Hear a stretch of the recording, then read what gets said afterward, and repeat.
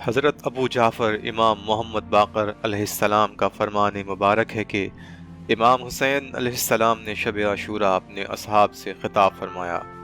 آپ سب کو جنت کی بشارت ہو۔ یہ بات جان لو، خدا کی قسم ہمارے خلاف جو کچھ ہونا ہے، جب یہ سب ہو جائے گا تو جس قدر اللہ چاہے گا اور جو اس کی مشیت میں ہوگا ہم مخصوص مقام میں ٹھہریں گے، پھر اللہ تعالی ہمیں اور آپ کو وہاں سے باہر نکال لائے گا۔ ایسی حالت میں ہمارے قائم کا ظہور پر نور ہو جائے گا، بس ہمارے قائم سارے ظالموں سے انتقام لیں گے۔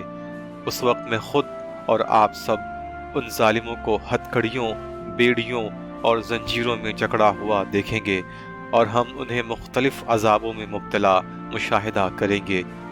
ان کو طرح طرح کا عذاب دیا جا رہا ہوگا اور ہم سب وہ منظر دیکھ رہے ہوں گے۔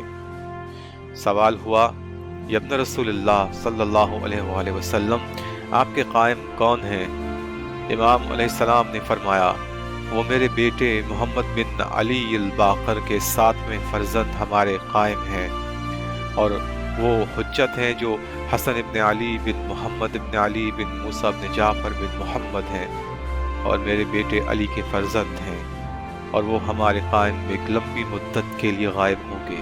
پھر ظہور فرمائیں گے اور زمین کو عدل و انصاف سے اس طرح بھر دیں گے جس طرح زمین ظلم و جور سے بھری ہوگی۔